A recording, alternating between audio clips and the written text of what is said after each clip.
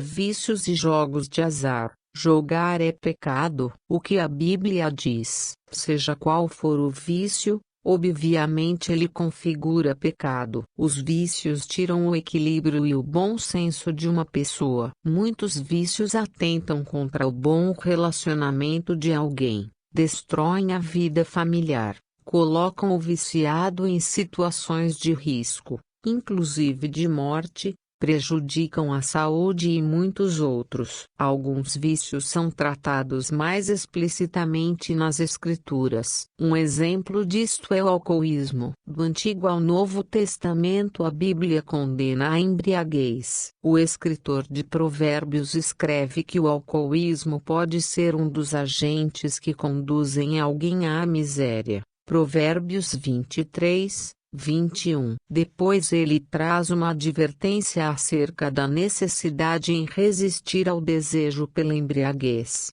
mostrando que no final seu prazer não vale a pena. Provérbios 23:31-32. O mesmo princípio bíblico que condena o alcoolismo também serve para condenar o vício em outros tipos de drogas, lícitas ou ilícitas. No Novo Testamento essa mesma advertência é mantida. O apóstolo Paulo menciona a embriaguez na lista das obras da carne. Na verdade, nessa mesma lista não exaustiva, o apóstolo menciona vários outros vícios, destacando principalmente aqueles relacionados à imoralidade sexual. Gálatas 5:20-21. Os jogos de azar. Por trás dos jogos de azar, em última análise, estão o amor ao dinheiro e a cobiça em querer multiplicá-lo. Essa cobiça é tão agressiva que a pessoa que está presa nesse tipo de vício não é capaz de parar,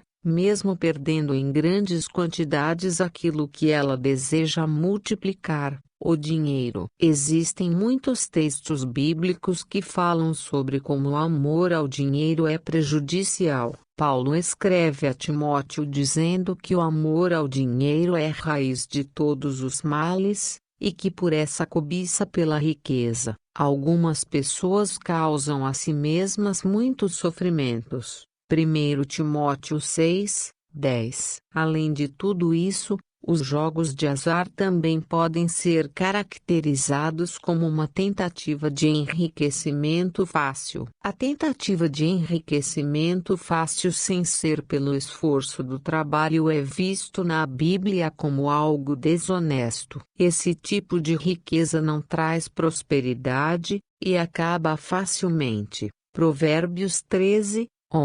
Em muitos casos os jogos de azar também destroem famílias. Inúmeras pessoas já perderam todos os seus bens, incluindo suas casas, por causa do vício em jogos de azar. De forma geral, a Bíblia convida os cristãos a zelarem por suas famílias e a administrarem seus bens com sabedoria. 1 Timóteo 5:8. Obviamente esse tipo de recomendação se choca com o vício em jogos de azar. O cristão também deve considerar que muitos jogos de azar são utilizados para financiar práticas criminosas. Por isso, em muitos países, alguns desses jogos são considerados ilegais. Não há dúvida de que qualquer natureza de vício é condenada nas Escrituras. Com relação aos jogos de azar, apesar de não haver uma proibição explícita sobre eles na Bíblia,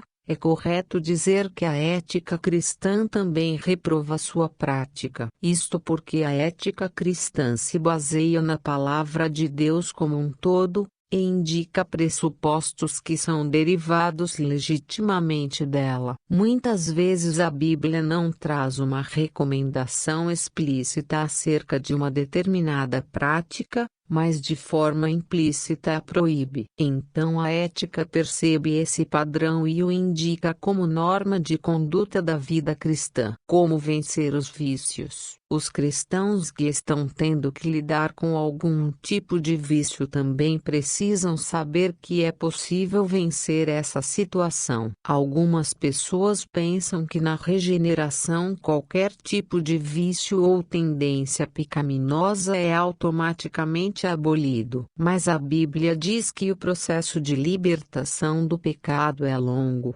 e ocorre em diferentes etapas. Sem dúvida, aquele que nasceu de novo foi libertado da culpa do pecado. Ele já está justificado. Agora, após o novo nascimento, o cristão experimenta um processo que se estende por toda a sua vida terrena, a santificação. Através da santificação é que Deus vai libertando o regenerado do poder do pecado. É nesse estágio que ocorre a guerra entre a carne e o espírito. Gálatas 5, 17 a 18. A carne deseja os vícios pecaminosos, e sozinho o cristão não é capaz de subjugá-la. Mas o Espírito Santo que habita no crente se opõe aos desejos da carne e o habilita a vencer esses vícios. O verdadeiro cristão pertence ao Senhor Jesus. Sua carne, juntamente com suas paixões e desejos,